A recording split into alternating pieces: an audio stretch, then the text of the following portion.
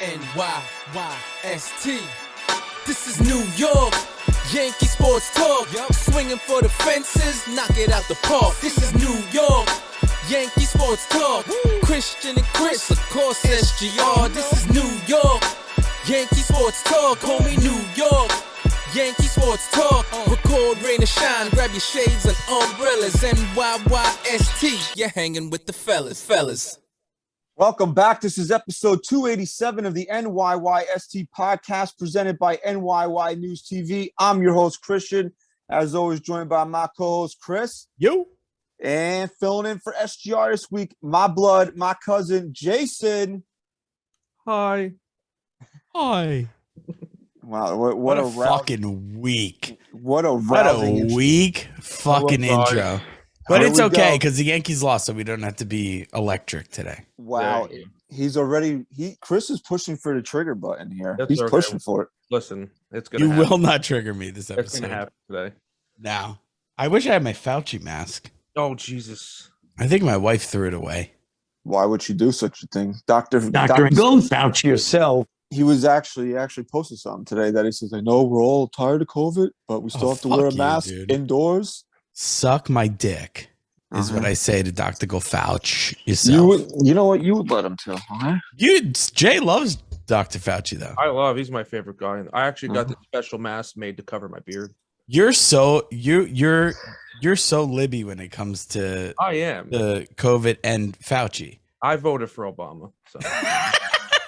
I think you know what? I gotta say this. I don't know if you're joking or not, but Obama had at least in his first run had a lot of the left and the right voting for him.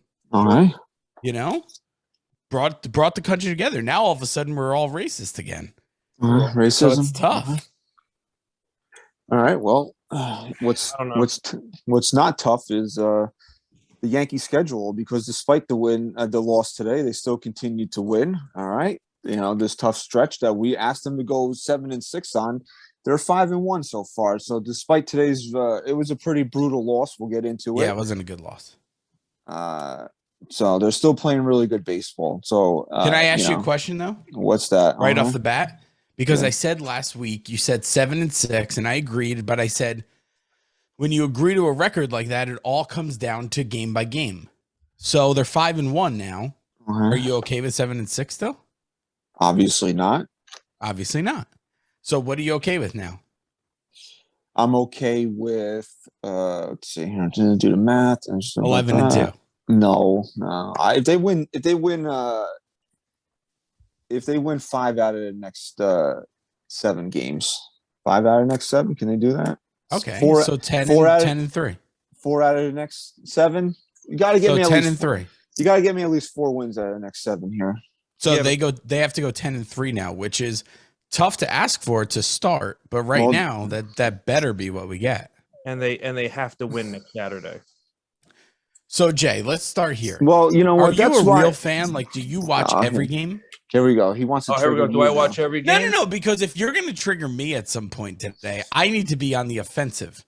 Do I watch every game? Okay, so on a scale from 1 to 10, how much of a real fan are you? I always thought you were like a 3, but then whenever I see you at like a family holiday party, it seems like you watch a little more than I expect, so I put you at a 6. This year total, I've probably missed about an hour's worth of gameplay. Good for you, dude. And that's because. And how many kids do you have? 3. So you're actually in the positive. Yeah, Marisa took my son upstairs the other day, and everything was quiet, and I passed out on the couch watching the game. So I was like about a half hour I missed. In that one game, they're playing.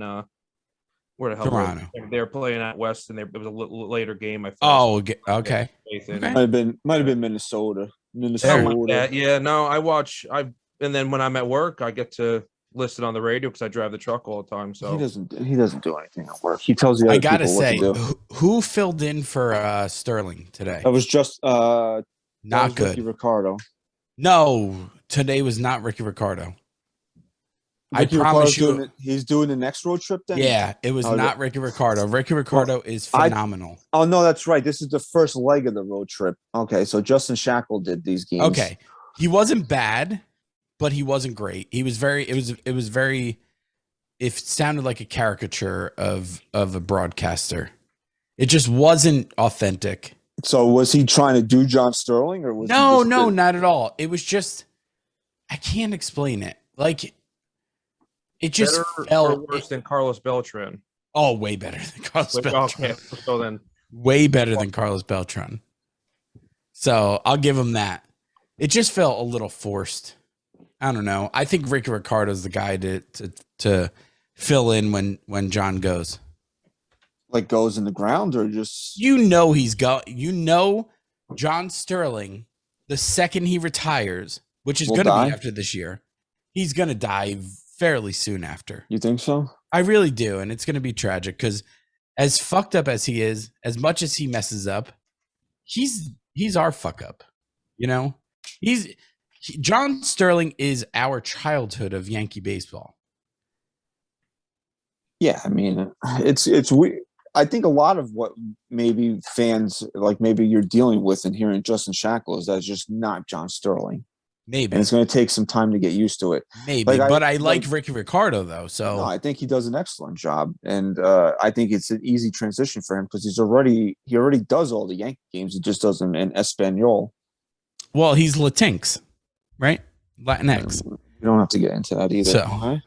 The reason why my cousin is here today is because I promised him he can come on the show the last episode before the event, which is this Saturday. You guys are going to be hearing this, watching this on Monday, and the event will be Saturday, June 25th. You can still get tickets as of we're sitting here recording. It is Father's Day evening, so you guys are both dads. Okay, happy Father's Day. You have 84 kids combined, so happy Father's Day to you both. All right, we're both stepdaddies too. Okay. Yeah. So good for us. Great people. Sure. Great guys right off the bat. Him, yes, you not so much. Okay. Both great guys right off the bat because we're stepdads. Okay. So you can go to @NYYST_podcast. The link is still there. 90 minutes pre-game on the party deck. Wow. All you can eat and all you can drink beers. Okay. Beers. Okay. Hammered. So these two are going to probably fight each other on the bus before the game. So let me ask you a question, Jay. Yes. Are you here today to do trivia so that if you lose, you have to shave the beard on the pod? No, that'll never Because happen. this beard is fucking out of control. This is nothing, dude. Does your wife hate it? No, it tickles her asshole. Oh, good for her. Oh, boy. Are you allowed to say that? No, you're absolutely. I mean, allowed I to said say that to it. my mother one day. My mother You just did. You just did. So. Oh well, It's okay. Good for you. I need you on the show more, I think. why? Because me and you are on the same wavelength here. I would say the same thing. Yeah, well, that's where. But Christian gets all bent out of shape. Well, you can't tickle your wife's butthole with a beard because you can't grow one. True, which is why I'm envious. No, Which is why I have visions of chopping it off and gluing it to my face. Well, There's other podcasts. I'll chop it off if you glue it to your face. Well, you know, other podcasts. Other podcasts do that. Other Yankee podcasts do that. Well, don't they use other hair from other areas? They do. They do. Buttocks and pubes. Okay, so Okay. all right. So gross. Okay. So All right, let's get into the crux of it. The event is this Saturday. Please go to @NYYST_podcast. Get your tickets if you haven't already. I mean, you're going to look at the price and you'll be like, oh, it's a kind of a high. But look, you're getting a ticket to the game. Okay, they're Ticket to the game. That's one. They're playing the Astros, so it's not like some That's two. some jabroni game. Okay, and you're going to get all you can eat. All you can eat. Give them number 4. What's number 4? All you can drink. Who's pitching? Okay, Okay, that's 4. Who's pitching? Number 5. As of right now, Gerrit Cole is lined up to pitch on Saturday. Boom. Give him number 6. Who do they get to meet? Me. Okay. I just gave you 6 reasons to spend the money you're going to spend on a ticket. Okay. I know some guys out there. He wants to go just so he can slap Pete in the face. I just want to warn you: you will not get your hands anywhere near any of us because we will fuck you up. All right? We have security. I don't need. Who? Huh? Somebody wants Bart to slap who? Someone's coming to slap someone? You didn't know this? This guy No. said that he was coming to the event because he wanted to slap Pete. Okay, deal. Do it. You I would want love to see that. You want to slap Pete? Yeah, I want a reason to get kicked out of the stadium. I would love it.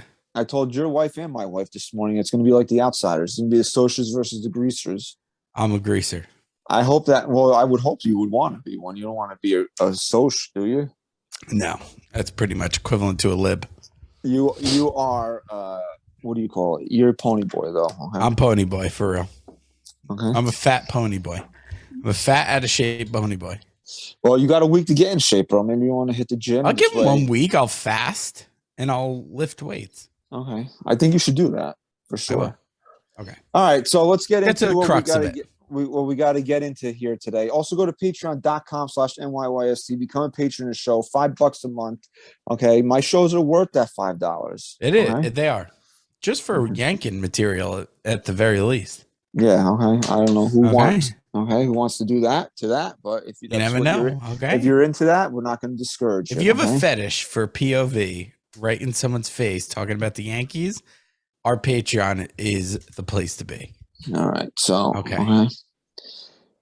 So I guess really what we should talk about today is today's loss, and it's not to be negative. No, you know, a lot of people want to be like, "Oh, you guys want to be negative." No, I don't want to be negative. It's my thought process for today is that you can't win every game. The Yankees are playing ridiculous baseball. Their winning percentage is well over 700. They're still 32 games over. They're still 11 games up in the division. I don't like losing games when you should have won them. And today was a game the Yankees should have won. And after the game, people were blaming Aaron Boone for the loss. I don't see it. Me personally, and this is coming from a place and a person that didn't want him to come back, and I think he's been really good so far this year. I didn't see how he cost his team the game. Now, you want to tell me that he tried to steal outs with Severino in the sixth inning, which he shouldn't have done because it was clear Sevy didn't have his best stuff today. It's a fair point. But also, you have to look at – people don't ever want to take things into a larger context here. The Yankees are still short in this bullpen. We've talked about it. Chapman's still on the IL. Green's on the IL. Loizaca's on the IL. Okay? So now you're relying on Holmes and King to be those guys. King pitched 2 innings yesterday. You know the Yankees aren't going to use King in back-to-back games when he threw as many pitches as he did on Saturday. So you're looking to bridge the 6th inning to the 9th inning. And you're not going to use Holmes for multiple innings because they did that yesterday. So if you're telling me that we have only Holmes for 3 outs, you have to find a way to bridge the 6th inning to the 9th inning. So if you're going to try to steal outs from Severino, today's the day you got to probably try to do it. It didn't work. He goes to Miguel Castro. Who else are you going to in that spot? And Miguel Castro's been good. But let's not act like Miguel Castro hasn't been reliable. But here's the thing with Miguel Castro. He walks guys. Yes. And that's what he did today. And he grooved the pitch to who hit? I don't even remember who hit the grand slam, to be honest with you. And, was Gurriel hit the grand slam? No, Gurriel was after. He hit the 3. He hit the fuck's his name? Gurriel was the one who put the game over the top. Gurriel hit the 3-run home run, if I'm not mistaken. He was after. Who hit the grand slam? It was 8-7 when Gurriel hit the home run there. Let's find out. I actually pulled the guy's card out of a blister pack today. Who? The guy that hit the grand slam. Was it Hernandez? Jason was right. Gurriel hit the grand slam, and then Teoscar Hernandez was the one that hit the 3-run home run. I pulled his card as he hit the grand slam, and I looked at my wife. I'm like, "What is this shit? How is that even possible? I'm gonna burn it." So pulling cards is not code for things. They collect. You guys collect baseball cards. We had a good 20-minute talk before the show started. I'll never open baseball cards during a Yankee game again. No, please don't ever do that again. Here's my thing with why I don't blame Boone today. Did you see in the first inning when Rizzo was there with his glasses on? He looked like a student who just stayed up all night writing a paper and didn't want to put his contacts in today. and he showed up to the ballpark late. Yeah. With like his sweatshirt on. Okay, and his glasses. We get the point. Okay. And my point to this is, I thought, okay, today the Yankees are just not okay with losing, but they're not going to use guys they want to give off today. You know, like it's not worth it for them. They're up enough games that from here on out, when they give guys off, they're going to give guys off, and that's why. They could be 10 games in the division. If it's a guy's day off, they're giving him the day off. Right. So but no. My point is, you know how they always go to guys late in the game for pinch hitting, which they did today. Didn't think they were going to. And I already reserved myself to the fact that they weren't going to go to Rizzo at all. I thought he showed up with the glasses on. He wasn't going to play. He was told he's not going to play no matter what. They're up however many games. What was it, 12? They're up 12 games. You get the day off. You're good. And you know what? He ends up coming into the game. He hits a big home run. And the Yankees are still doing the best they can to win. So if Boone went to certain guys that we don't like, it's clearly because other guys just aren't available. And I'm not going to blame Boone for today's loss. No, even though it was a shitty one. No, it was because this is, like I said, if the Yankees if Severino gives up that blistering home run to Vlad Jr. in the first inning, and if they would have just got rocked and it was 10-3, like the game they lost in Minnesota, you can let it go because it's going to happen. They're not going to win every game, but I don't like losing games that they should win. When you're up 8-3 in the sixth inning, and I know there's a long way to go, you know, you got to put that one in the win column. You know, you have a chance to really 11 games at this point. I can't see the Yankees blowing that, but I mean, you want to go up 13 and really demoralize a team, sweep them at home. You got to be able to do that. But, you know, again, at the same time, their pitching was short today. We saw Severino didn't have good stuff. He was coming off being sick. You know, even though he didn't have COVID, you know, he was really sick enough where they didn't want to start him on Thursday night. What was it, Thursday? Yeah, I was there. Okay, he was there. Okay. He was still sick enough where they didn't want to start him. So if you ever had like a dose of the flu like that knocks you on your ass for a couple of days, you're still not feeling great. Yeah. Even if you're feeling good. And right? here's the thing. Everyone wants to talk about the Yankees playing shitty teams. Sometimes it just feels that way. The Blue Jays are a legitimate team with a legitimate offense.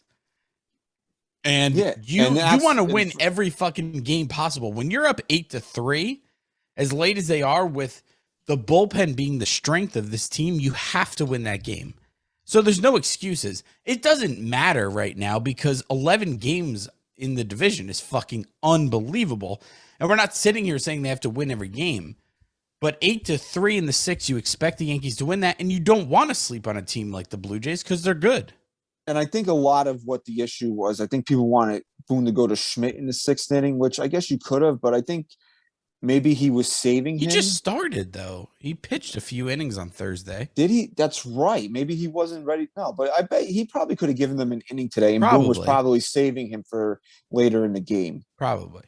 And that brings me to something else we need to talk about, which I guess we could get into right now, and that's Aroldis Chapman, because we don't really need to belabor the game today. I mean, we looked at the lineup today, and my initial reaction was it sucks, but I also said, does it really matter? And this lineup put up 9 runs today. They should have won.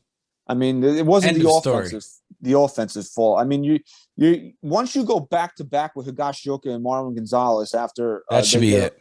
They get a little bit closer. Then you go back to back with Higgy and Gonzalez.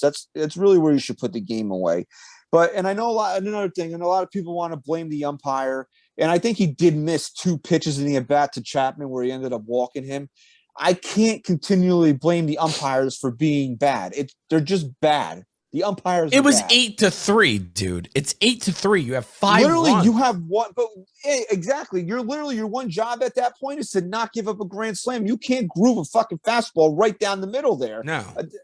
Again, the umpire bad probably leads to the walk, but Miguel Castro can't throw a fucking meatball there. No, it's not the umpire's fault. They all suck. Some are better than others. Some are worse than others, but You give up a 5-run lead in the 6th inning. That's not the umpire's fault. You want to tell? Yeah, I mean, if you want, like, we didn't give Gerrit Cole a pass for giving up a run for a bad pitch that the umpire missed. We're certainly not going to give Miguel Castro a pass for giving up a friggin' grand slam up five runs there. I mean, completely changes the game. Even if they hit one in the gap and they score 3, maybe you have a better opportunity of holding on and winning there. It's the one thing you can't do is give up a grand slam in that spot. But they lost. A lot of Blue Jays fans, for some reason, they crept out of the woodwork this week, chirping after the game today. It took Miguel Castro blowing a game for you not to get swept in your home ballpark.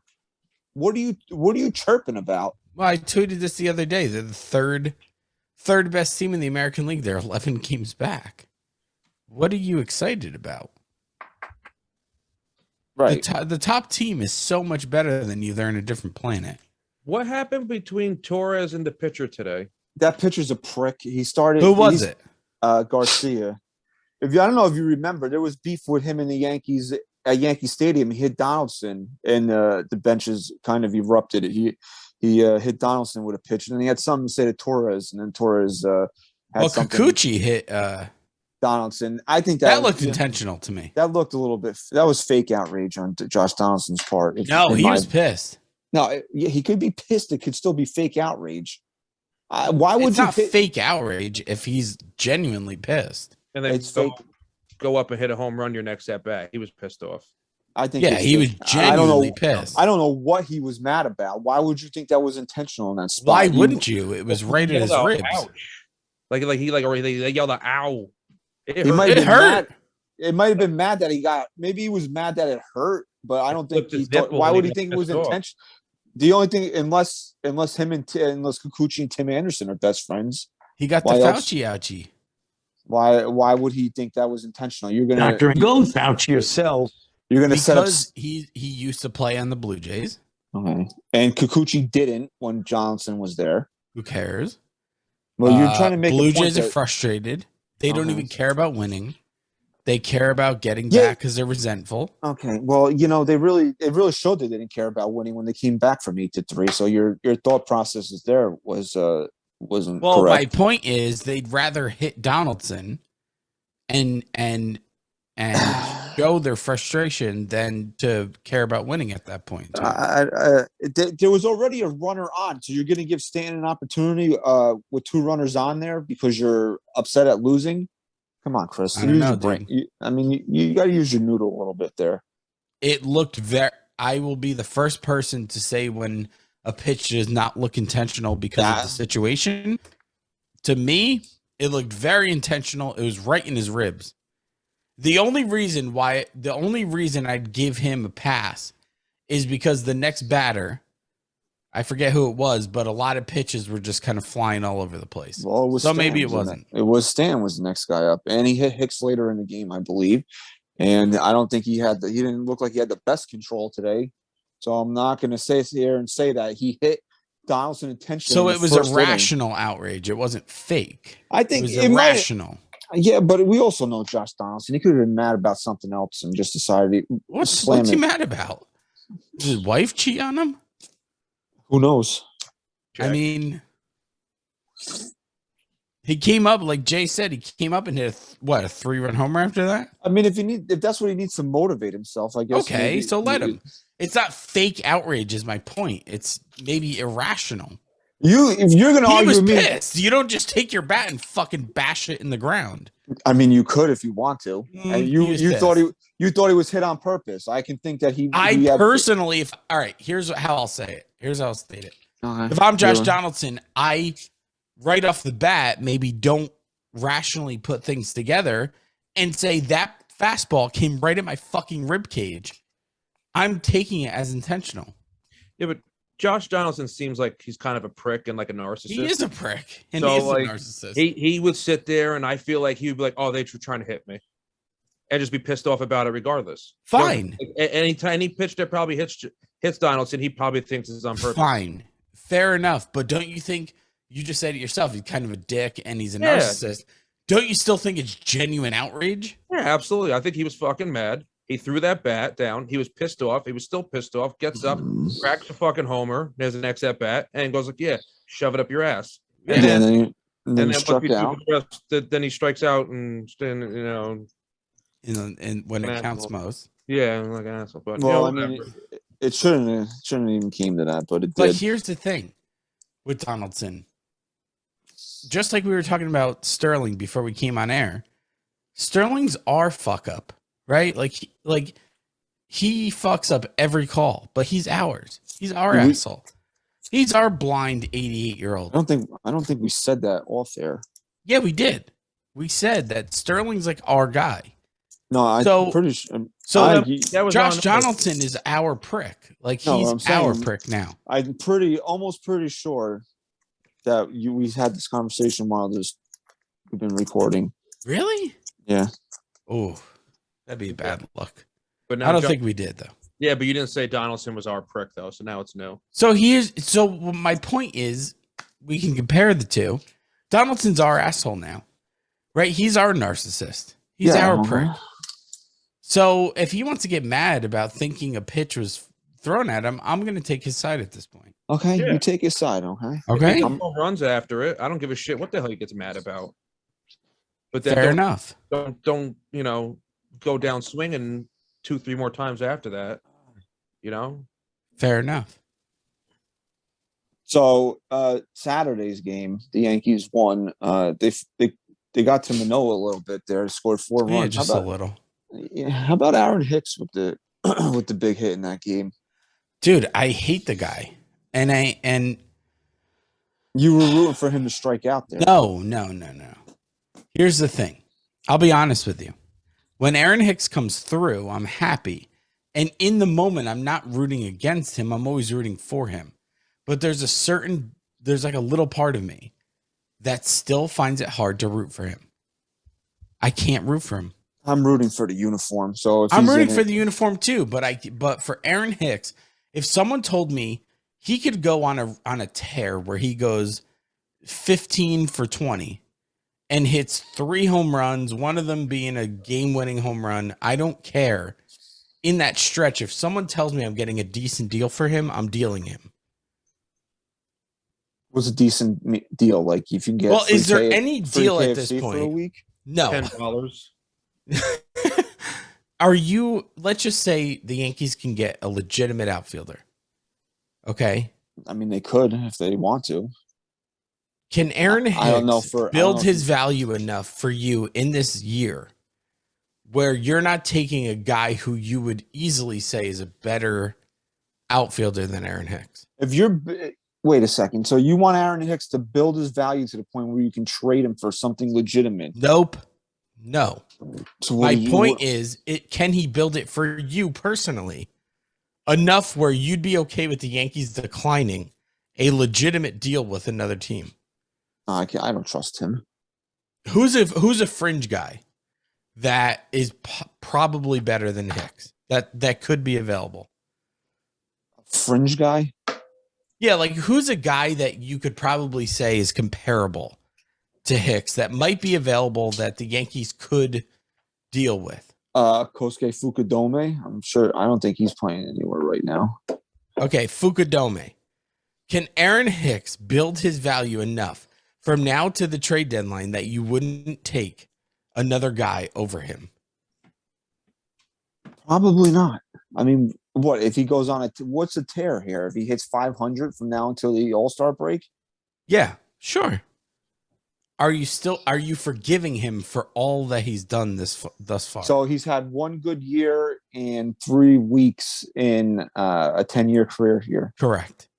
And we're supposed to just trust that he can carry that and be a productive player into the postseason. No, my point to you is, can he do enough from now to the trade deadline? I'm answering that for you, but you can't pick it up. Okay. So your answer is no. And if you don't know who Kosuke Fukudome is, maybe look it up. Okay? Yeah, I know who Kosuke Fukudome is, you jerk off. Jay, what about you? Get rid of him. There's nothing he could ever do here on out that I would want him in any way involved with the Yankees. There's nothing. Well, my point to bringing this up is that this is why Brian Cashman kept him up and sent back down Andujar and kept Aaron Hicks here because he's hoping for Aaron Hicks to be decent enough Deal him. for him to justify. No, that's my point. That should be what it is. Oh, you want him to justify him being here? He wants to justify him not dealing him. Oh, well. That's my point. My point is we should be happy because Hicks has built a little value in himself. But for me, I think Brian Cashman is using this as a justification to keep him here. Yeah. I don't know. Every time that guy, do you guys cringe the way I do when he hits? He let's say he hit a double today. I cringed. Big double. Not because you don't want him to do good. It's just because I'm thinking about all the articles that I'm going to sit through tomorrow that, oh, Aaron Hicks might be heating up. That's exactly my point. You know, I don't want to hear that shit. I don't want to look through those articles. I don't want to put on WFAN tomorrow or something like that and have to listen to 8 hours of, oh, is Aaron Hicks heating up? Like, I don't want to hear this shit. No, he's not. He sucks. He's garbage. He should go back to golfing. That's what he was supposed. That's what he was. He was a golfer. Stick to fucking golfing. Get the fuck out of here. Bum. Pisses me off. Well, that's my point because any New York media is going out of their way to talk about Hicks whenever he's hot and to say how great of a player he is. But for me, nothing can justify keeping him here if a deal presents itself that makes way more sense. Yeah, what New York media is that? I don't know. I don't know. knows. I don't know. Anytime you listen to the games when he's decent, when he's on he could be 3. That's not New York media. Come on, dude. That's not New York media. The Yankees are never going to have their Michael K. company boy over there start ripping Aaron Hicks like we Michael do. K. Like just I don't want to start naming things. I don't know if but like just you go on Facebook and there'll be like brand name news outlets that'll have a picture of Hicks up there cracking the ball, and like, oh, is Aaron Hicks heating up? Correct. And it's that's all you'll see tomorrow. And then you open the article and it just simply says no. Yes. I see those things and I go right to the comments and I'll find like the one guy that comments on it and it'd be like, no, Aaron Hicks still sucks. And you're like, all right, I got the gist of the article. But you have to get through the Russian bots first. Yeah. Like the first 5 comments. Yeah. Aaron Hicks voted. Aaron Hicks is the best. Yeah. So it's hard. But the same thing to do with Gallo too. It's ridiculous. Gallo's gone at the end of this year, right? Yes. Yeah, he should be gone before then. He should be, but he's not even an issue. Like Hicks is the issue. He's got years left. Fuck that guy. It's like disgusting. Me and Bevy were texting today, and then we're Hicks is up. My wife walks in the room. Oh, Hicks is up. Oh, this game's over. He hits the fucking ball. You're like, oh. Yeah, it's exactly my point. That's my point. He actually came through in the 9th there to keep the inning going. That's what I'm talking. You're like, holy shit, like and you're like, I didn't get excited. I didn't yell. I didn't do anything. It's just like, okay, wow. It's like, okay, it's like your dog pissed on the floor 30,000 times, and then he finally went outside. It's like, oh yeah, thanks a lot. Finally, you're doing what you're supposed to do. Yeah, I was like, I'm not impressed, bro. You should have been doing this 6 months ago. Like enough of it's the guy don't impress me. He's lackluster. Then he finally gets on base. I understand you're pumped up, but he's acting like he just did the greatest thing in the world the other night. Agreed. It was a great double. Yeah, but shut up. If you're Aaron Hicks at this point, you better be as humble as you possibly can be. It's disgusting, and I don't know. What do you guys feel about how the Yankee players are like chumming up with the people on the other side of the? Yeah, well, we can get into that too. I personally had a problem with Nestor Cortez the other night. Yeah, I wasn't liking that too much. He just seems like a friendly guy, but I don't know. And that's what everybody said on Twitter. It was like, oh, they're friends because they're both Cuban. That means like every fucking half-ass Italian in New Jersey we're friends with. Yeah, bro. Yeah, look, we can all be tribal, right? We can all say we're Italian, we're Cuban. When you put pinstripes on, you're a fucking Yankee. But you want to know something? Nestor Cortez said they didn't even know each other. So that whole thing, even worse. That whole thing was like. That whole narrative, like, oh, it was fabricated. Yeah, because that's racism in of itself. Just assuming that all Cuban guys are friends. All Cubans are friends. What? Not true. And Rosarena is actually from Cuba.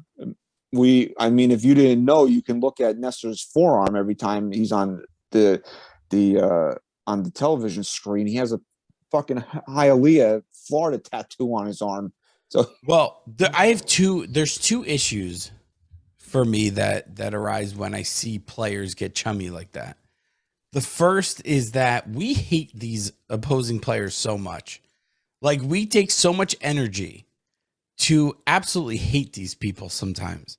Like, fuck a Rosarena, right? A Rosarena shit on us a couple years ago. I hated that guy. No one on the Yankees, if I hate him that much, they should not be that friendly with him. He should be the fucking enemy. That's the first thing. The second thing is, we grew up in an era of baseball where we had our rivals when they were the Red Sox. We hated them and they hated us, and we were cool with that. Like, after that fucking huge brawl when Pedro threw Zimmer down, like, we hated them. There was no, like, maybe you respected each other still, but there was no friendly fucking let's laugh on the mound together after you. Yeah, and you know, especially after all the shit the Yankees and Rays have been through in the last couple of years with the stable of 98 and the throwing, hitting each other and shit. yeah. It was, it was a bad look for Nestor. I really was. And why? Because of Rosarena came over there, you have to pop your head out of the dugout and talk to them for 15 minutes. Yeah. I have no problem. I have no issues if these guys spend the entire batting practice out talking to each other. That's fine. Whatever you do before the game starts is your business. But I don't care that it was a 15-minute delay and it was a stupid delay because the umpires, again, didn't know the fucking rules. That's what caused it all. The umpires didn't know the rules. It doesn't mean that you have to carry on a conversation like you guys are long lost besties there. Yeah. You don't have. Nestor Cortez doesn't have to pop his head out of the dugout at that point. No. I didn't care for it. Well, Whatever. shit happened on the field too. A Rosarena, like, there was a play made on him. I don't know if he thought he was gonna get on base or something. I forget what happened, but he was coming off the field and he was laughing with Cortez. Like, Cortez was laughing with him. Oh, because he got him out or something. He was just busting his balls. Right. And I guess that carried over to him going over there to talk to him. Now they're friends. Whatever. Yeah. I mean, during the game, I don't like seeing that shit during the game. You want to be buddies before the game, after the game. That's your business. When we're playing the 9 innings, though, You're enemies. You are. It's not like Rizzo over at first base and there's an ex-Cub, like it's not like Javier Baez. Like, we just take an example, and Javi Baez walks and he trots over there and he's bullshitting with Rizzo in between pitches. That's a little bit different, Listen, I'm going to go to my daughter's softball game on Wednesday. Okay. They're all friends. They all go to the same school. None of them talk to each other during the game. Good. Because it's not competition. It doesn't look competitive. You don't do right. They're your enemy. When you're in between the lines, you're fucking enemies. Look, if I was playing against my best friend and I was pitching, I'll fucking buzz him.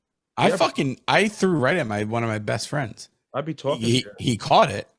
I'd be calling. He caught it and then ran to first and then hit a home run off me next at bat. But all right, well, there you go. But he's my enemy.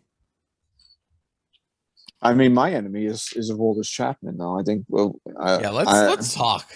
Let's talk. Let's talk. I mean, Yankees are in the midst of a great season. I mean, you just have to put it historical season. And they still cannot seem to get out of their own way of doing stupid things. Mm-hmm. Aroldis Chapman is going to be back sooner than later, it seems like. I think he might have thrown a sim game or something. I don't know what he was doing. He threw off a mound, I think. Threw off a mound the other day. Okay, good for him.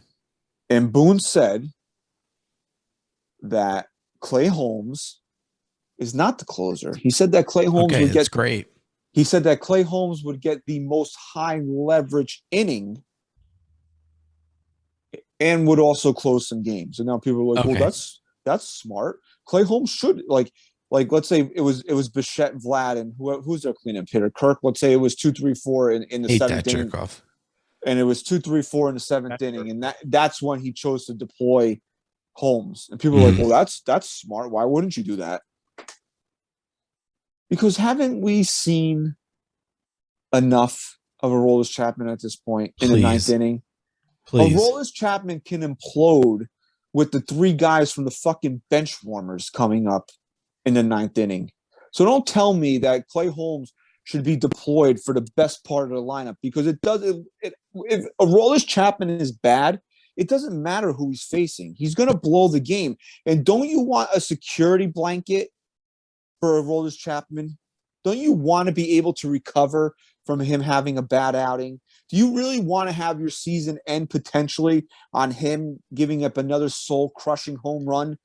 I would rather him do that shit in the 7th inning and give myself 2 or 3 more opportunities to come back from it. The Yankees, we said this before, the Yankees don't owe Aroldis Chapman anything. He's a free agent at the end of the year.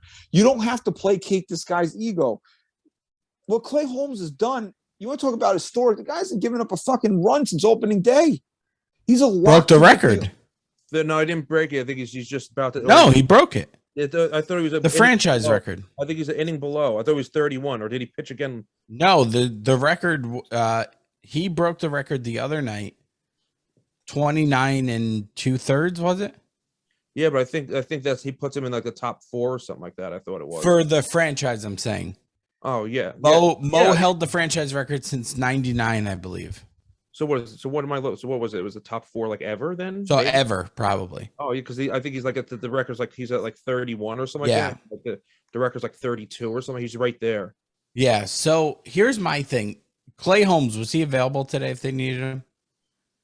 Yeah, I believe so. All right. Let's just say today, Clay Holmes wasn't available. He's been used, last 3 games, whatever. And he's on pace for like 70-something appearances. So it's not like the Yankees haven't been using him at every opportunity. Right. So my point is, if he's not available today, if his arm, needs a day, and you want to tell me you're going to use Chapman as a closer, fine. Right? There really hasn't been, like, if Loizaco stepped it up and he was dominant leading up to his injury, maybe you can argue that he could get the nod when Clay Holmes is out. But, you give it to Chapman, fine. But if you're going to tell me in a game where it's a 2-3 run game and you have both Clay Holmes and Chapman sitting in your bullpen, and you're going to go to Chapman over Clay Holmes at this point, I cannot in any way justify that move. I can't comprehend it. I can't wrap my head around it. It does not make sense. There's no way you can make it make sense. I don't care what kind of money Chapman is making right now. Clay Holmes has been so fucking good that if you sit here and tell me with him and Chapman available in a scenario where it's a safe situation and you go to Chapman, there's no argument that you are wrong. I don't care if Chapman comes out and strikes at the side. Clay Holmes is the guy to go to. He has not only earned it, but Chapman has lost that privilege. 100%. I have no argument there. I was so frustrated when I heard Boone say that, because it's just typical. Like, we can call these things. Like, when we knew that Stanton and Donaldson were coming back, we knew Miguel Andujar was going to get sent down. Regardless if he was playing better than Gallo and Hicks, he was getting sent down. We knew that the Yankees weren't just going to hand this over to Clay Holmes, even though they should. It's frustrating. You're trying. This team is proven through 60-something games here, they are the best team in Major League Baseball. And that is with Clay Holmes being the closer. True. I'm not saying that Aroldis Chapman has no space on this team, although if you could trade him and get something back for him, I would. But his space is now as a setup guy. Somebody has surpassed him. And the Yankees don't have to. And if this was last year and the Yankees were like, well, we can't piss him off, we need him next year. Again, I always try to make logical sense of what they're thinking. I can understand that. Even though I don't agree with it, I understand what they're thinking. But there's no way to justify it now. There's no way to justify it now. The guy is gone at the end of the year. I don't care if he was going to pay you to play next year. He still needs to leave this fucking team. Sometimes whether you agree with it, with a decision or not, you can still justify it. You can play devil's advocate and justify it. There's no justification. Let me ask you both a question. How nice has it been during this amazing stretch to have a fucking closer when games are close that you don't have to hold your breath for every time he throws the ball? I mean, I'm not texting Christian every 15 seconds when Chapman comes up anymore. Doesn't that happen every time Chapman comes in? Yeah, because he's trash, dude. The guy's so wild. He's gonna end up killing somebody, is what I say. He's throwing these fucking triple digit, and they're going. Tried to kill his wife, so yeah, He definitely. no, that's another. I don't like him. Dude, the guy goes out and what he shot up his wall with his handgun, empties the magazine. Yeah. Like what is with the Yankees employing freaking people that are like the domestic abusers? Her mom. well because they literally got him for nothing. Well, That's how he got here. Well, Yeah. And it's like the Reds were like, dude, you shot up a fucking. It's the convenience of the situation. It's like you shot up a wall after you choked your wife. Like, you got to go. And Brian Cashman's like, No, we'll take him. We'll take him. He's gonna go to jail for it, and why? Because he did it in Florida. It just like makes my choice like. Well, she didn't want to push. Don't ever move to Florida. But You should move to Florida. No, You should. Okay. Trust me. He's trash. And then when he gives up a home I'm going run, to trigger Jay before you could trigger me. No, because I hate Chapman, dude. Like, does it bother you that every time he gives up a fucking home run, blows the game, He smirks, smiles? Like, if I could punch him in his fucking face, I swear to Christ. Well, look, that goes back to the whole well- being chummy with the other team. He's an asshole. It's like, fuck you. I'm more angry than Chapman, the guy who gave up the home run. No. Yeah, man. Like, I think that was like, so I stopped watching baseball for a while. Like, and then I think the first game I watched was 2017. It was I started watching, and it was when Altuve knocked us Big out years. of the playoffs. Yeah. That was watched 19. That was 19. That was 19. I can't remember. COVID. It got 17 is when the Yankees went on a run with house money. They weren't expected to go as far as they did. They went to Game 7 of the ALCS. and they lost to they lost. They lost to Astros. Houston in Astros. both years, but in 19 was when Altuve hit the home run to end the That's what it series. That was after LeMahieu hit the home run to tie it. which Alright, nobody. yeah. That's like the Soriano home run. No, in dude, Game I'm 7. making, but like, no, dude, like, but that's like that. But that smirk of fucking Chapman is ingrained in my fucking. Yep, me brain. too. It's like it just douchebag. That's why I will always hate Sonny Gray. I fucking hate his guts. Like, if I saw him, I'd fucking spit on him. Well, Because on the worst day of my life, when we had to go fucking bury our grandmother, he's getting fucking rocked by the worst And team in the laughing. league. And he's laughing as he's getting taken off the fucking mound. I fucking hate his guts because of that. Not even that was because he- fake outrage. No, that was not Fake fake outrage. outrage. This is fake outrage. I know, Christian. Fake outrage. Trust me. No, it's not fake outrage. Okay. It's authentic. Well, I had never watched Harry Potter, and we were sitting there, and me and Christian were at the game, and someone called Sonny Gray Voldemort the one day. I don't even know what that means. Dude, it's like I looked it up. I'm like, oh my god. Does he look like him? Yeah, dude, he just looks like an ugly bald fuck. Like it's just the guy was like yelling at me, like, don't ever say Voldemort's name Voldemort. again. Is And this I the was guy like, who goes, holy shit. hello? And then Oh, remember yeah. when we had the charity event at Yankee Stadium? The day was going so great. The Yankees were beating the shit out of whoever they were playing. And then Sonny Gray came. And then he brings in Sonny Gray, and they immediately the game turned into Night of Laugher. Fucking You know, can't stand him. they had to ruin that day.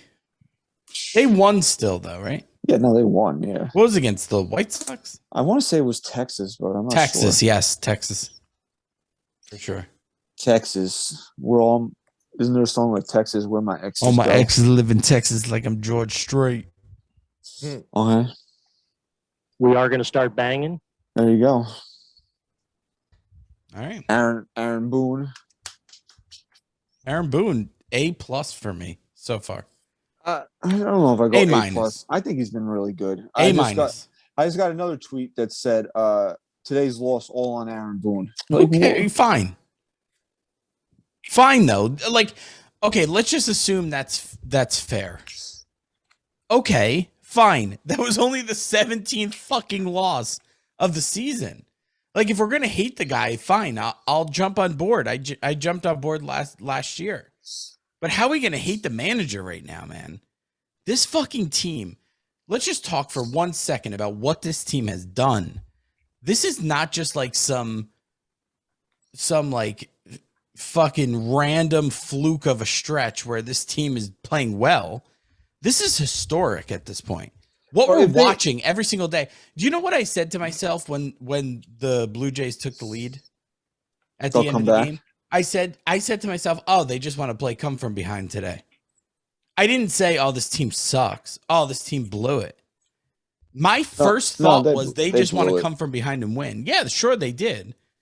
But my point is, every other year leading up to this, for how many years now, have we thrown the towel in and known that we were right to say this team wasn't going to come back? If this was last year, as soon as Vlad Guerrero's ball goes over the fence in the first inning, turn the TV off. You can turn the TV off. Turn the TV off. Go enjoy time with your family. It's Father's Day. Happy Father's Day. And enjoy your day with your family. But it's like the Yankees have it. And again, you know, it didn't work out today because the bullpen blew the game. But it seems like if you watch these games throughout the course of this year, the Yankees have a we're done fucking around inning. Yes. And they just score like 4 or 5 runs. They put the game away, and that's the end of it. Now, you know, again, the Yankees bullpen couldn't hold the lead today, but they had that inning when Rizzo. It wasn't it was early when they it was before that. When they jumped out, it was Higashioka and no, because that was early, it was the inning when they went from 3-2 to 6-2. I forget how they scored the runs. Yeah, there. Higashioka hit a 3-run homer, 2-run homer. He did not hit a 3-run home run. He hit a solo shot back to back with Martin Gonzalez. Right, it was 6-3. I forget how they got to 6 there, but they scored 3 runs in that inning, and that was we're done fucking around this inning. And then the Blue Jays got a home run from Springer, and then they were like, no, we're really done fucking around now when they got the back-to-back home runs. But unfortunately, it didn't work out today. But if you watch, like, they have these innings. The Yankees don't always get off to these fast starts. Now, Judge has been hitting a lot of first-inning home runs, but they don't always get off to these starts where they score 3 or 4 runs in the first couple innings. It takes them like an inning, 2 innings, 3 innings, and all of a sudden they just bust out of nowhere, and then that's just what they're doing. But I will say this: it was odd to see them down today. You feel like you're not even seeing them trail lately. No, and if it is, it's not for long. It's like the first few innings, because like Cole gives up a home run in the first. It seems like they all give up a home run in the first inning. What do you think about wasn't Cole pulled a little early in his start? Yeah, I thought he was. I personally thought at 92 pitches, you got to let him go out for at least batter to batter there. Do you think I'm an asshole for my tweet? I didn't see what your tweet was. I tweeted that I just don't care for his body language. What happened that inning? He thought he had a strike on a batter. And it's just like pouty. And then the next guy kind of drops one in. It was a good pitch, drops one in, and he's just like shrugging his shoulders. Was it on a cold pitch, or was it something? No, he might have. It was a missed strike. No, I think he got beat on soft contact that inning. No, that was after the missed strike. Trust me, he started bitching at the umpire. He might have been, but I remember. Then he walked the guy, and then it was soft contact. It dropped in.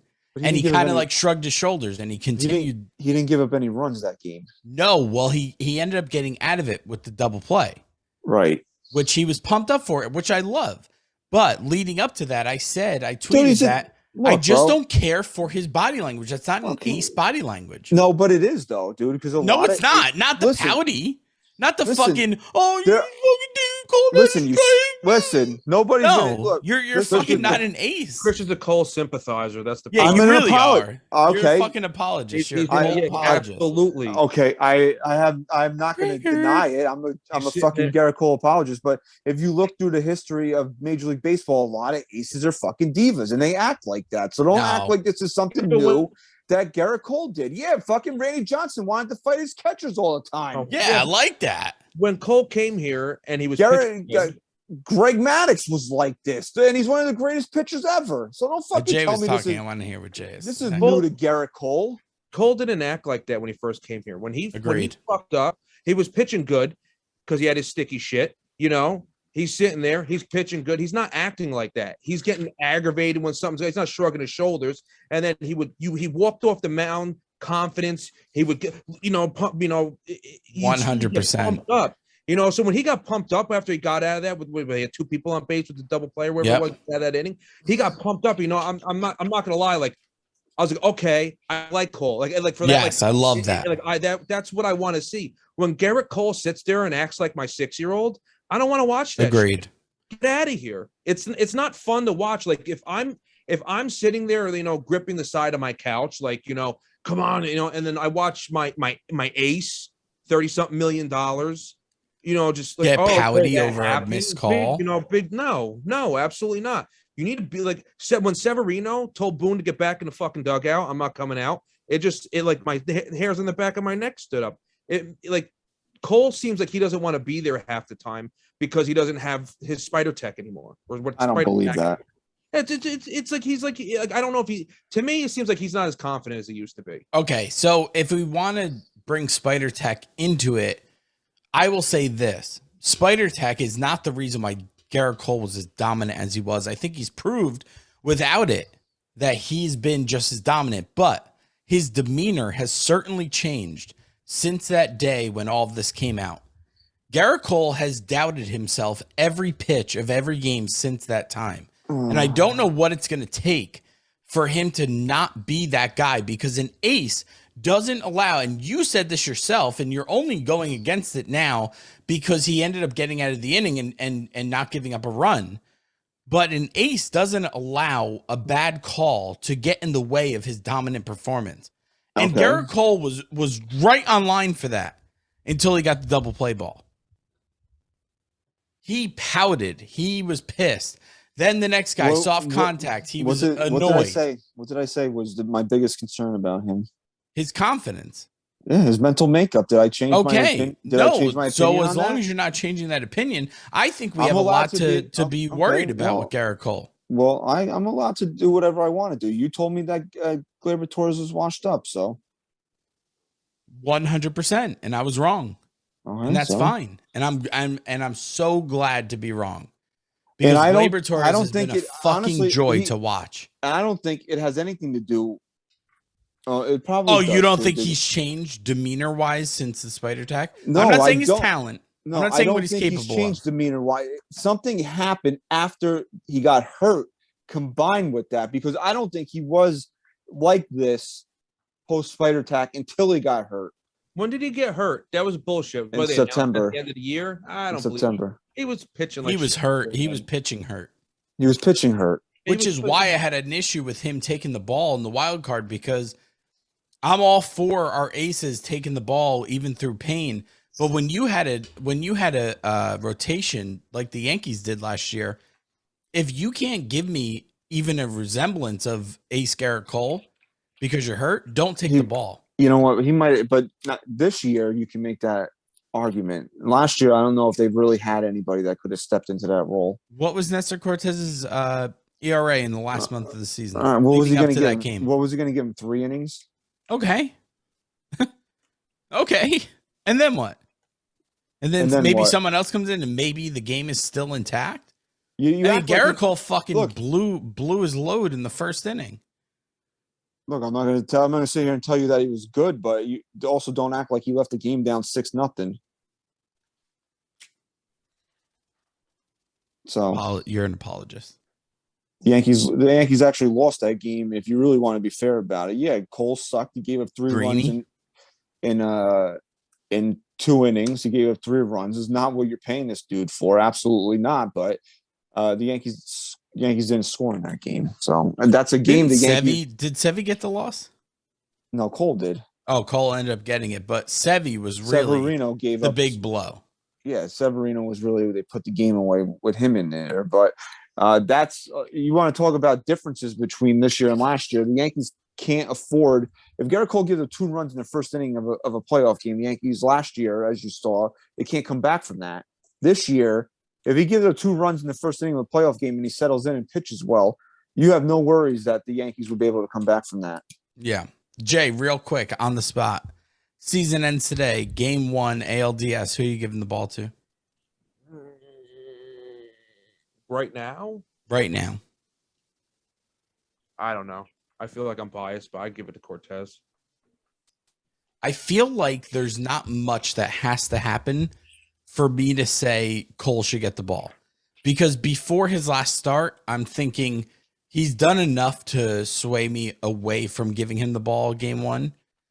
But there's only so much he has to do. Like even after I was upset with his demeanor and all that, and I said all the things I said, after his last start, I'm willing to give him the ball again because he should be the one taking the ball. You know, in a 5-game ALDS, one of the 5 guys is not getting a turn, right? You know that. Yes. Who doesn't get the ball if the postseason started today? It's so tough. Severino. It's so fucking it's got to be. It's got to be Severino. And I know one of the times Pete filled in for you, we were talking about Sevy has to take the ball in the postseason, and I was agreeing with him. But the more and more I think about it now, he's the odd man out, bro. Because he has to, I mean, you're not, unless Gerrit Cole completely falls on the face of the earth, you're not going to not give him the ball in the postseason. Yeah, because here's the thing with Severino. Nestor Cortez has been your best and most consistent pitcher this year. Yeah, you can make that argument that Montgomery actually has been. Jameson Taillon is grossly underrated right now. Grossly. So is Montgomery. And Montgomery is, I mean, you can literally sign for it every time he takes the fucking mound. 6 innings, 2 runs. But Christian, he's beyond that. He's one of the best pitchers in baseball. Montgomery, there's no debating that. Okay, you hate the guy though. No, I don't. He is one of the best pitchers in baseball right now. Montgomery sucks. No, it's not that I think he sucks. He's just not the guy that you sit back and go, "Wow, what a dominant performance by Montgomery." Because he's not dominant. I mean, he doesn't have that dominant demeanor, but every time he leaves the game and you look at his line, every time out, this guy is fucking unbelievable. Do you look at Nestor Cortez's stuff and go, wow, he's got dominant stuff? The thing with Cortez is that there's a lot more that you're focusing on because of the story. Right? We've talked about this. Montgomery never had that story leading up. We always knew who he was. He's the lefty Gumby. They called him fucking Gumby because he's a big goofball. He's a doofus. He's a doofus who you just don't look at as a dominant guy. But if you look at his numbers, Christian, he is one of the best pitchers in the game right now. There's no debating it. I'm not debating it. I just told you I'm giving him the ball in the postseason, and I fucking trust him. So it's crazy to think about that. Yes, Taillon, I think, is underrated because he's new here, and we're kind of lumping him into the... No, I don't think I think Yankee fans are starting to really respect Taillon as well. Yeah, how can you not? I think Taillon right now through the league is a little bit underrated, and we'll see.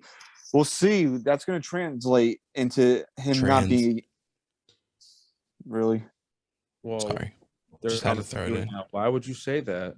Sorry, Jesus. Offensive. Anyway, that could translate into him not being a Yankee next year. To be honest with you, who? Taillon. Why? He's a free agent. He's too valuable. He's a free agent. You think the Yankees won't spend the money? Well, would you rather? You're telling me? If the Yankees are going to have to pay, the Yankees would have to give him what? What would you say is a fair contract for Jameson Taillon? 20, 25? Well, if he keeps up on this track, 27? Might be 27. 27 over what? Over 6? 5, 6. Okay, so you're talking 100. So you want to go, what is that? That's like $160 million over 6 years, something like that? Christian. What? What's Montgomery's ERA?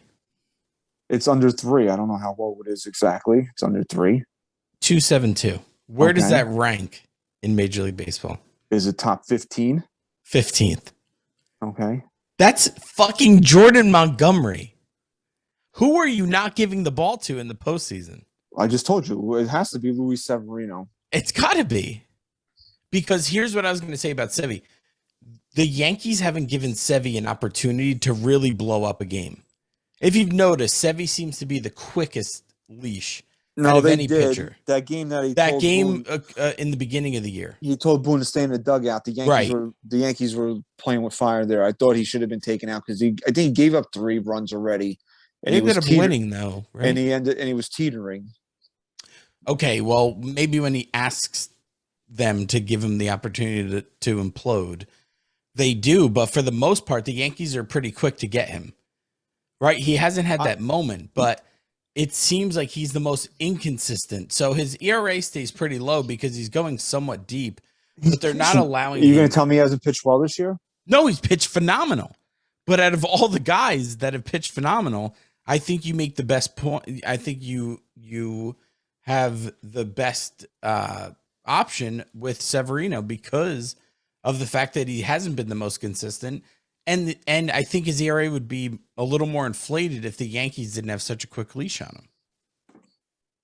All right, you guys discuss something. I want to look something up here. Okay. All right, let's discuss your wall, because you're a very handy person. I am. You are. So am. what's going on? When are you going to paint it? I'm not. You're not. Not. When are you going to go paint over there? it? When are you going to go over there and help them? Do you want me to paint it? You want to know how long it took me to paint my son's room? You don't know what I painted in this room. You want to see what I painted in this room? I do. All right. Take me on a little tour. All right. So this Are is your pants on? Yeah, my pants are on. So this is just my basement, but that's my wall. Wow. Can you see it? That's gorgeous. Wow. That's all distressed. What do you got there? I'm A not- little you got a little workstation there? Fisher Price workstation? Yeah, A bro. workbench? No, it's not a workbench. It's a food truck, bro. Oh, my kid's got one of those. Yeah. I don't know. You say they have a quick hook for Severino, but do they really? I mean, after 3 innings, his first start, which they really weren't letting anybody go deep. Then 5-5, still early in the season. 6-5, 4 2/3. I think that was the game where he told Boone to stay in the dugout. Then 6-7, 6 1/3, 7-6, and then today was 5. It's not like they're really rushing to get him out of games. He's pitching. What's his innings per 9? Did you just not hear me? No. What's his average innings per 9? So do the math. I just gave you the fucking game logs right there. I will almost bet my life that every other starting pitcher has a deeper innings pitch per 9. Mm-hmm. And then you're just proving my point. Thanks. No, your point was that they don't let him go deep in the games, which is not factually correct. That's not what I said. Let's rewind the tape. What I said was the Yankees don't give him an opportunity to implode. So when you let a guy go, where Gerrit Cole will continue after first and second. Well, he's just been that good. So how you telling me they're not giving an opportunity? If not an opportunity to implode means in the third, okay, tell me third this. inning and it's read off. Third. Go back and read off all the games he has 3 earned runs. Read off how many innings he's pitched. Guarantee you he hasn't gotten into the 5th inning. Today, pitched into the 6th. Okay, that's 1. Against Tampa, he gave 4 earned runs. He threw 6 in the 3rd. Okay, shocked. And that's 3. it. Against Kansas City, he gave up 4. That was 5 runs, 5 innings. Okay, I'm not even counting that one. That's 5 innings. And that's it. Give me over 5 innings. Now go to any other pitcher and tell me 3 earned runs if they've pitched over 5 innings. So he had 2. I guarantee you every other pitcher has at least 4. Well, Montgomery has 0. Because he hasn't done it. Okay, so there you go. Right, there you go. So he's already better. But you're acting like they get first sign of trouble, Severino's out of the game.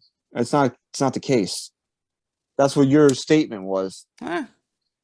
I just feel like they have a shorter leash on him than any other pitcher. That's all. Okay, a shorter leash is not the same thing as not letting him give the opportunity to implode the game. That's a little bit different. Okay? We'll see. Okay. I'm just looking at Taillon. He's gotten Taillon out of games early too. So, yeah, hey, you're right. You're right. You know, Jason, he wants to call you a fucking 3 out of 10 fan, bro, and he can't even. No, I didn't, dude. I adjusted. I gave him a 6. I'll give him 8. I'll give him 8 based on. I don't DVR my games. So I don't do that either, dude. Christian does I think you're just a loser at that point if you do that. Can you explain that to me? Does Christian do that too? Does he text you? Don't fucking tell me about the game. Yeah, what is that I'm about? taping it. Taping it. No, live with the world. No. And Yeah, if man. you have to could miss a Google game, that you shit. miss Why it. are you even paying for a fucking DVR at this point? It's 2022. Because if I had a hard Seriously. day at work and I want to come home and watch the fucking game without having to miss anything, I'm gonna fucking do it. What do you have, TiVo? Yeah, I didn't even know. What is that? What do we have by us? TiVo. Your mom has TiVo. Wherever the hell it is, the whole room DVR. Christian watches it in all different rooms. You The can, fuck? you can record it on That every shit, I'm box. like, wait, how am I not supposed to tell? Who am I going to text about live sports now? Like, oh no. Him And I'll tell and you- my brother do it. Him and SGR do I it. maybe done it. Don't like tell me 2 about the game. No, I might have done it like 2 or 3 times, and I end up Bro. fucking doing something stupid, like going on Twitter and I see the score, or I can watch. Well, maybe that's like the point. Just live with the moment. Yeah, or maybe much I rather- watched like the first 2 innings, and then I get fucking antsy knowing that the And game is, and you fast forward it. and I fast And then you forward. through it. find But out I on want- Twitter instead of from one of us. So it's Right. like, I'd rather break the news. Dude, I'll be driving my backhoe or something like that, and it's got a shitty radio in it. I put my phone on, and I play the game. I put my hoodie up, and I shove my phone in my hoodie, and I listen to the game that way. Like, I'm not going to go home. I have and- AirPods for you if you They want them. fall out of my ears. Jesus. Shave your fucking beard. Maybe you'll be able to get him in. Why don't you tell him? Why don't you tell him to grow one, and then maybe somebody would make him his best man at his wedding. Wow. That is why he said I was the best man at his wedding. Because me and You weren't I really, was gonna say, though. Chris, Like, me you and took Rooney to grow beards. You can't. even you took a back seat, really. Who? You took it upon yourself to save the wedding.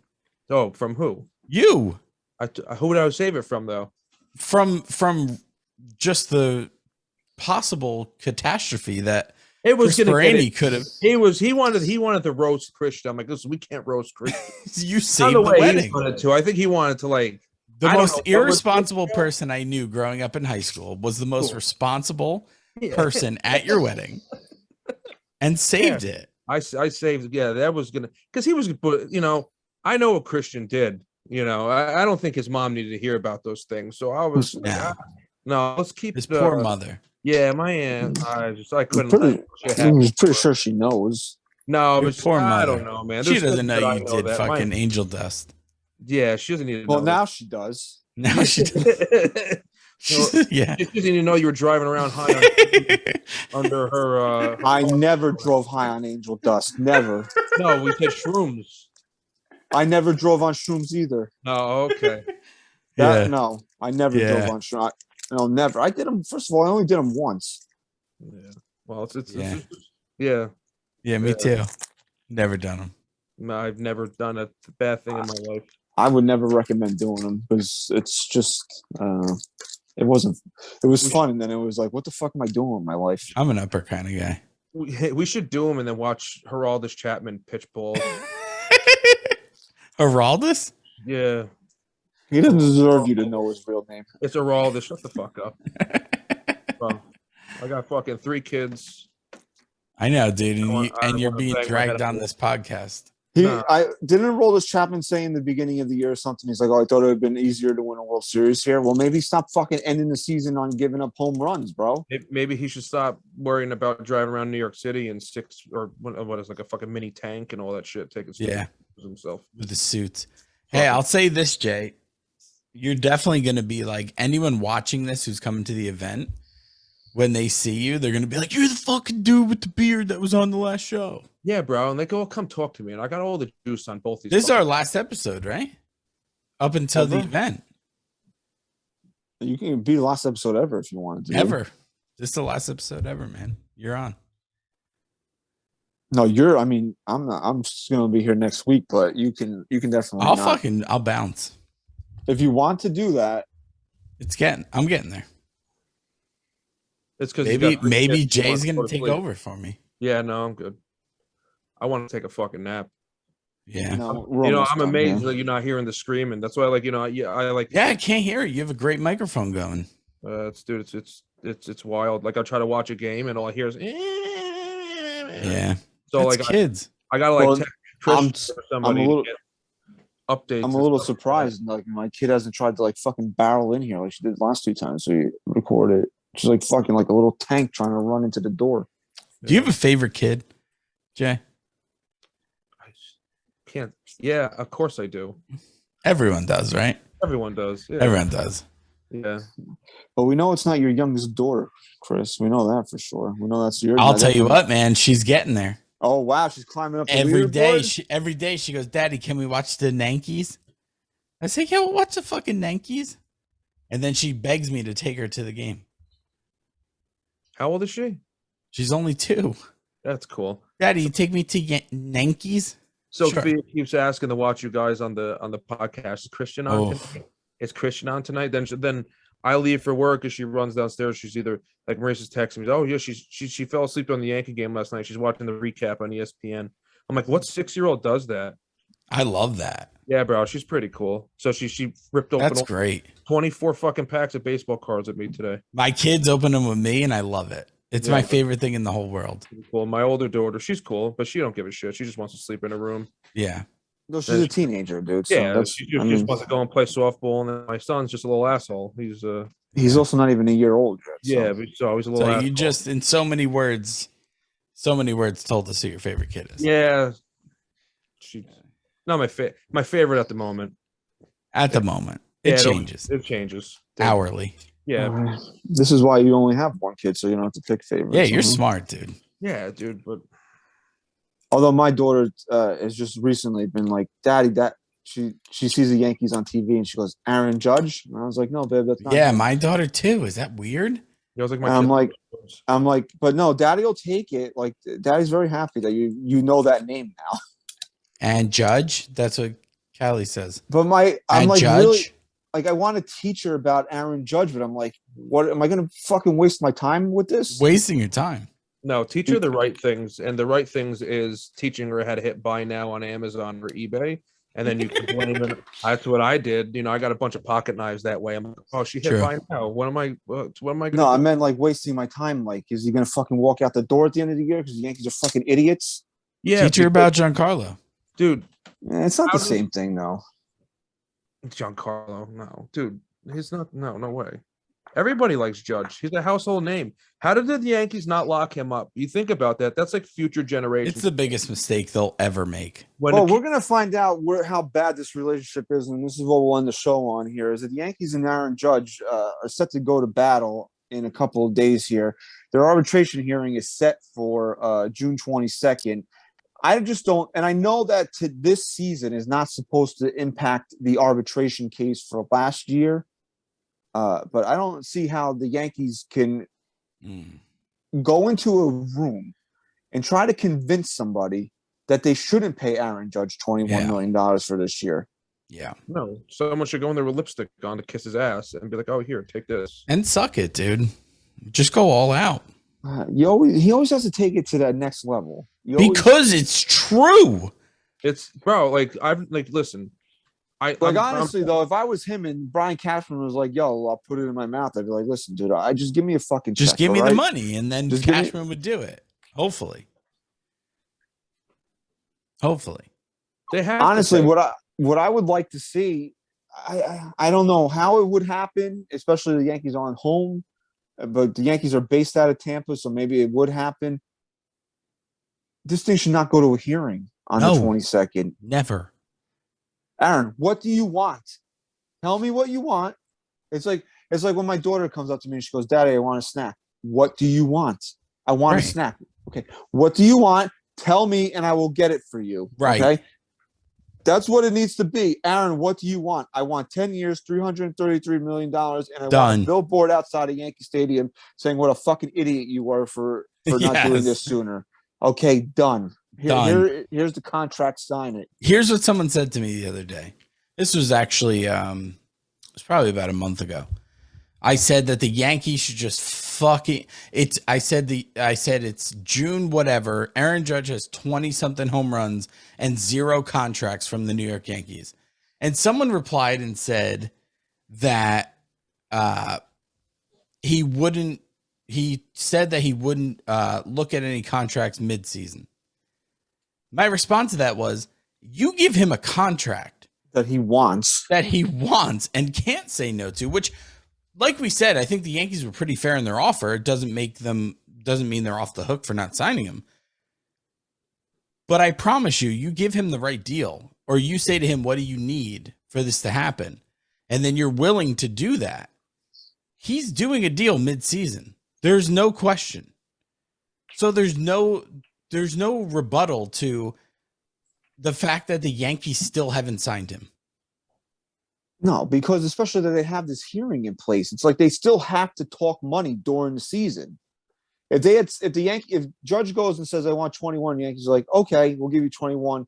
and then they still don't come to this agreement, then I can see the idea where Judge doesn't want to be bothered with any of this shit during the season. But they still have to talk money.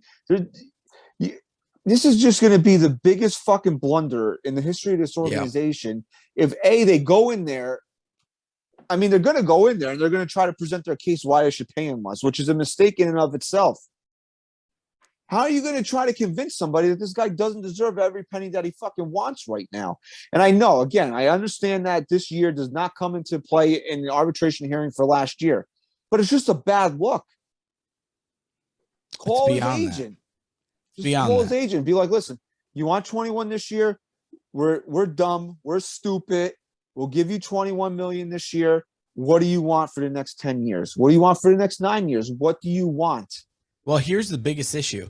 You're not just going into an arbitration hearing with Aaron Judge from last year and the years prior. You're going into an arbitration hearing now with the guy that you failed to sign in the preseason and is now on a historic MVP run for your team. You're not just going in with the same guy that you couldn't sign in the offseason. You're going in with a guy who is putting together one of the best seasons your team has ever seen. How can you look at him with a straight face and try to argue any bit of money that he doesn't deserve, whether it be last year, the year before, or when he was a fucking rookie? I don't care. Because he played above $17 million last year, too. Right. So how can you do it now out of any time? How can you justify it? You can't. And you want to talk, I mean, Yankees, you want to talk about dipshit tweets of the week. This morning, I wake up to a tweet from Mike Lupica. You know who he is? Who? Mike Lupica. Sounds like a disease. Okay, well, I think the same thing. It's funny. You're thinking of lupus. Like lupus. Okay. Yeah, it sounds like a fucking disease. Well, he used to be, I don't know what he does now, but he used to write for the Daily News, okay? So he tweets, interesting stat, Francisco Lindor has 2 more runs batted in than Aaron Judge. Okay. Wow. I almost care. Do you know how many more home runs? And these are rough ballpark numbers. You know how many more home runs Judge has than Francisco Lindor? I don't know, 20? No, about a dozen. Do you know Lindor has that many? Yeah, he's got like 11 home runs. Good for him. Know how many? You know how much higher Judge's batting average is? 20 points. It's probably around 70 points. Fair. Judge has almost a 2 full higher on his WAR. He's an over 3 WAR guy already. Okay. And you want to talk about differences in OPS? No, because his OPS is unfair. It's not even realistic. It's almost 400 points difference. It's unbelievable. His OPS is like a cheat code in Ken Griffey Jr. So I will say this I know we said last thing we were talking about is Judge, but now I brought that up and I want to get this off my chest. I don't know if Met fans listen to the show. They probably don't. They probably don't. They probably do. But you guys, honestly, just shut the fuck up already. Please. You guys have the worst little brother complex I've ever seen in my entire life. And I don't know what you thought was going to happen this year. Maybe you thought you were going to own the town because you got Max Scherzer and you got the big free spending owner. And a lot of people did not. And listen, you cuck boys out there that want to say, "Oh, I had it for you." Didn't look. Nobody thought the Yankees were going to be this good. I don't care how much you were swallowing them in the offseason. You didn't think they were going to be this good. Okay. Even if they were great on paper, you wouldn't expect them to be this good. No, even if they signed Carlos Correa and did everything that we wanted them to do, I would not expect them to be this good at this point in the season. So don't tell me that. So I don't know if you thought you were just going to run away with it and become the Kings of New York again. But every single time I see something tweeted about the Yankees, look at their schedule. Their schedule is soft. And then Evan Roberts. You want to talk about cucks? Biggest cuck. This dude bought his wife a Father's Day present. Cuck. No, he didn't. He bought his wife a Father's Day present because, in his words, I wouldn't be a dad without her. Bro, I turn him off when he comes on the radio. Gender fluid. Bro, they're like fucking retarded, the two of them. Like, yeah. Like they got to have porn stars on their fucking show on a Wednesday. Yeah, I mean, it's Like, not really a sports talk it's show. not. It's more And it's like but they come on the time that you're driving home with your kid from school too. And I got like this porn star talking about, like who's bigger than I got to turn. What is this shit? I don't listen to. Yeah, I don't listen to them anymore. I need to listen to them about baseball. Like I need, but I don't. I can't. But the other problem is that Kay and fucking Rosenberg and LaGreca are the other guys on the other station. So I just don't listen to sports talk. I haven't anymore. listened to sports talk in maybe a year and a half. But he goes on. He said something earlier. And I saw a tweet about it today. He said, "Yeah, I would love to play in the American League and be as good as the Yankees, where they don't play anybody." I actually took the time to look at this. There's 7 teams that are over 500 in the American League. Guess how many teams are over 500 in the National League? 4. 8. 8. Yeah. 8. I was reading the article about it. Yeah, the National League has actually been producing a little better than the American League, but I mean, it just comes down. Are we going to act like there's juggernaut teams in the National League? Well, no. Listen, it just comes down to one thing and one thing only. Jealousy. Who's the best team in Major League Baseball? Right now, it's the New York Yankees. Who's the second best team in Major League Baseball? Right now, that would be the New York Mets. And is it close? Is it? I don't. Are the Yankees? What do the Yankees have? Like a 4 or 5 game difference over the Mets? How about 6? 6. Okay. Okay. 7 in the loss column. So is it close? No, it's not. So get over it. I don't care who the Yankees are playing. To put up this kind of run to start a season is not only historic, which I've said a million times, but it is fucking mind-blowing. And it's funny that I click over and I look at the overall standings for the entire league, and I'm happy, for whatever reason, to see the Mets in second place. I'm not. It makes me happy. I love seeing New York sports finally being relevant again. Oh, they're just so whiny, dude. But the fact that they just can't get over it, it just makes me hope they lose. It takes away from now they got Cohen spending all this money. It takes away the whole, Yankees are going to buy another championship. It's like, look, what are you doing now? Now it's okay because you're right now, of course. You know what I'm saying? It's ridiculous. It's sickening. I bring it up every chance I get. Our buddy Alex, that he's one of the twins in the Twin Build podcast. He went out to Citi Field this week, and they're chanting "Yankees suck" as they're playing the fucking. Who are they playing? The Brewers. Yeah, they can't. No, the Marlins. The Brewers were there too, I believe, because I was watching one of the games where Yelich struck out to end the game. They cannot enjoy their own success. As long as the Yankees are good, they cannot enjoy their own success. Well, what do you think is going to happen if Aaron Judge goes to free agency and you got Steve Cohen, who wants to have the big dick in fucking New York? What do you think? We say it all the time. He's going to be a Met. He's going to be a Met. It's just, it goes back to your whole thing with the arbitration. They need to go in there and they need to offer Judge some crazy fucking amount of money, because if I see Aaron Judge in orange and fucking blue next year, I'm going to be so pissed off, because my kid's going to, and this is what's going to happen. My kid, who's been watching baseball now and her favorite player is Judge, is going to fucking want a Mets jersey. And I'm absolutely not. I'm going to have to take my 6-year-old out of my house. You ever tuck it back? Anymore. You ever tuck it back? I know, Jay, you have. Tuck it back? You ever tuck it back? Oh my God. It depends on the situation. Just get to your point, because my point is, we always talk about pitchers having to go out on the mound and just drop their balls on the fucking rubber, right? Cashman, Levine, fucking Steinbrenner, when they walk into that hearing, if they're going to let it get there, you tuck it back. You tuck it back and you sit on it. And you let Aaron Judge run the show. Because that's the only outcome, if you're going to let it get that far, that doesn't ruin any chance you had of signing this guy. Even though I think if it gets that far, they're not signing him. Yeah, I don't know, man. Part of me wants to say when push comes to shove, the Yankees will not let this guy walk out the door. Then how haven't they done it yet?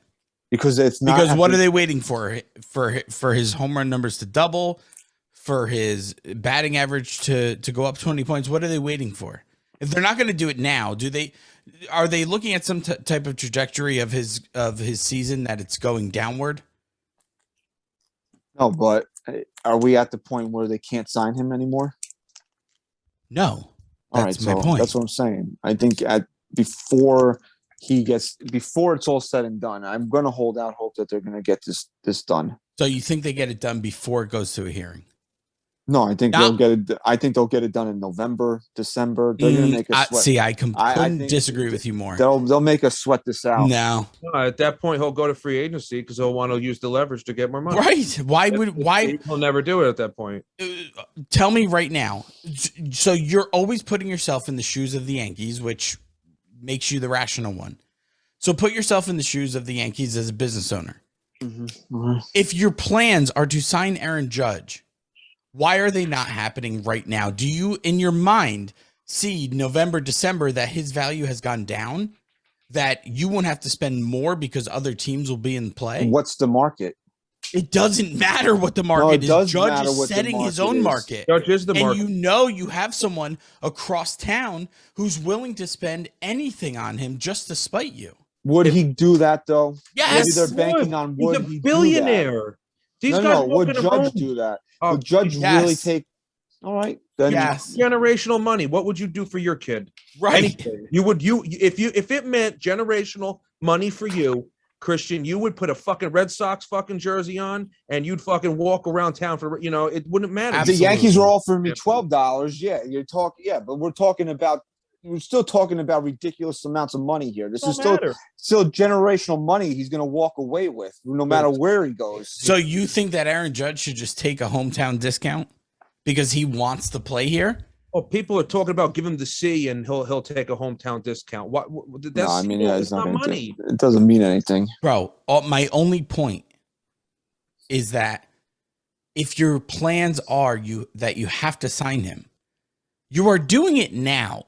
You're not waiting. There's no way you done this can 2 come up years with. Ago. Yes, that's fine. I agree with you. But if their true plans are to sign him, and they're going to let it get this far, I truly believe that those are not their plans. Because why wouldn't you attempt it now? No, they have it. I mean, they have attempted it. Didn't they? Now, like every day, every time he steps up to the plate and hits a home run. Why are you not trying to get something done? Do you know that for a fact that they haven't tried anything to get done? No, and if that comes out, I'll eat my words. But maybe hold on. They have this hold on. We have a GM who decided to have a press conference on opening day. Yeah, because he's a scumbag. Certainly let us know he gave him a good offer. Because he's a fucking little you don't weasel. think Brian Cashman, if he's giving him offers, isn't going to come on and make sure we know that he is not the reason why Aaron Judge isn't a Yankee? That's all posturing, dude. All that it's all bullshit. And that's why Aaron Judge is like, I'm not talking about a contract this year. But it's all posturing. I'm president of my union. I've negotiated plenty of contracts, dude. Like this is like it's kindergarten shit. It's what's going on now. It's like at this awkward stage, and I've been there and I've done that. And you posture and you sit there like, yeah, no, fuck you. I don't want to talk about it. I'll go. So after Cashman came out and made that statement, don't you think that if throughout the season they were offering him money, offering him a contract, that he wouldn't hold a press conference to let us know? I think if Judge was actually sitting there and his agent wasn't taking phone calls to even talk about it, then Cashman would be doing it. Because Cashman would be like, hey, listen, I'm doing what I can because he wants space. Because if they listen, Hal Steinbrenner says, oh, I don't want to go over the luxury cap. I got to talk to bankers and all that bullshit. Answer the bank, whatever he says.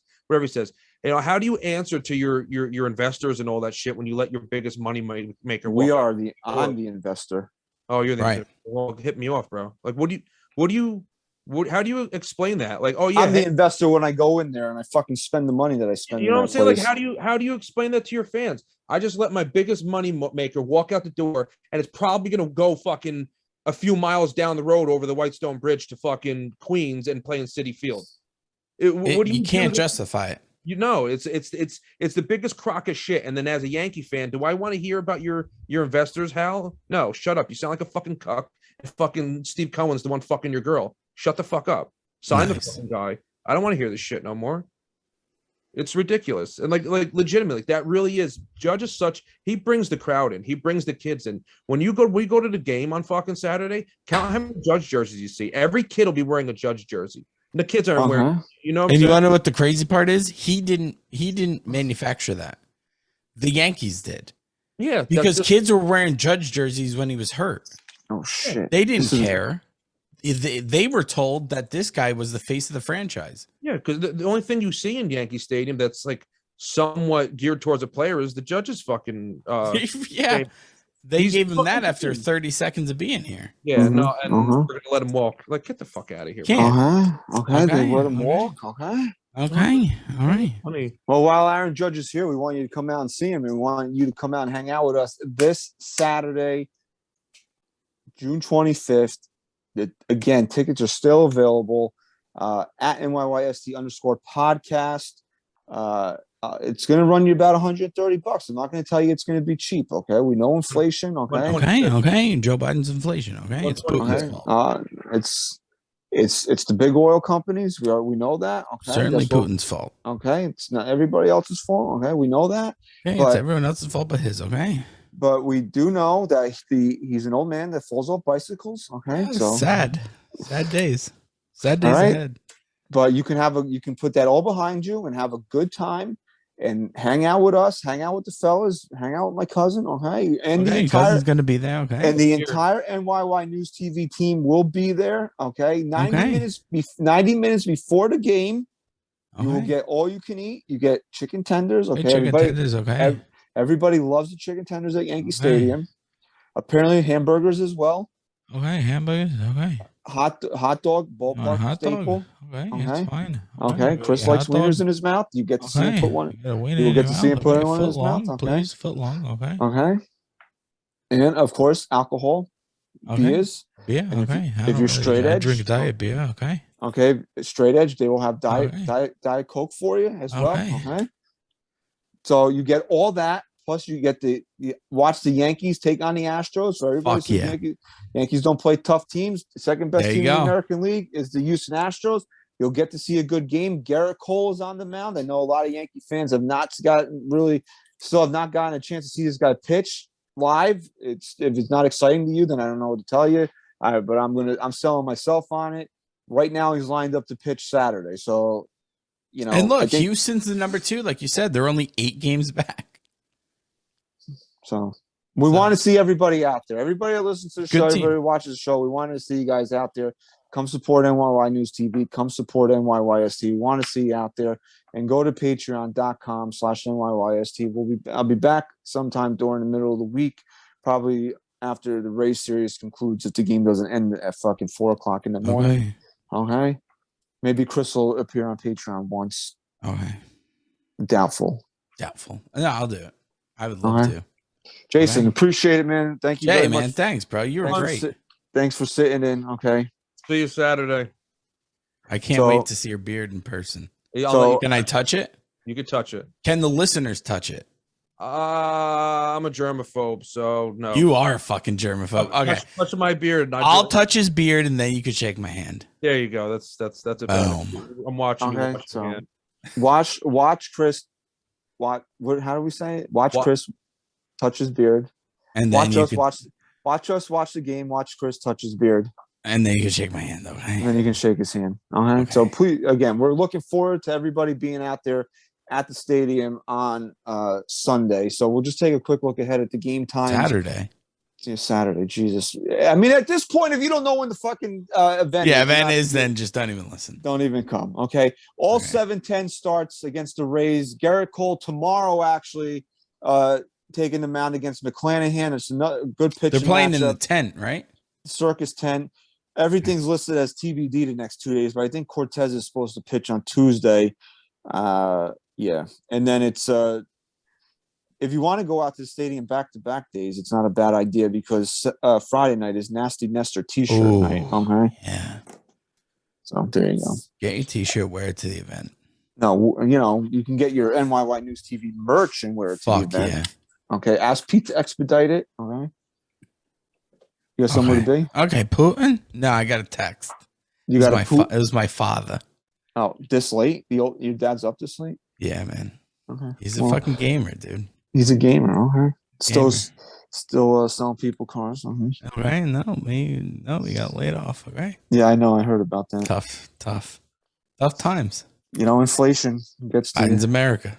Yeah, there you go. All right. Thank you very much for listening to episode 287 of the NYYST podcast. Again, Jason, thank you very much for sitting in SGR's chair, although you didn't do any impersonations today. So None.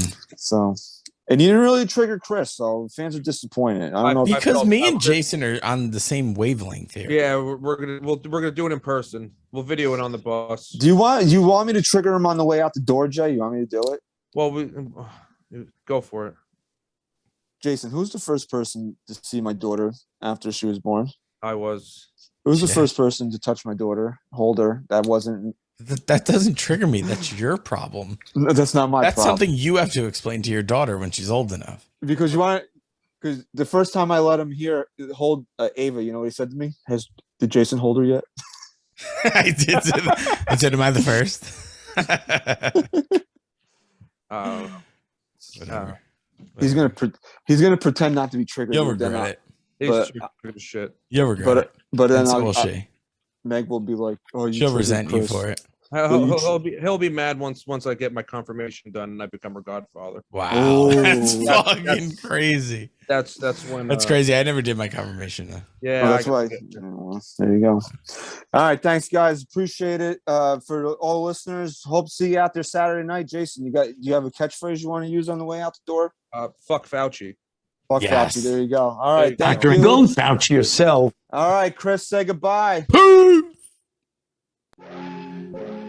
Before it hits the front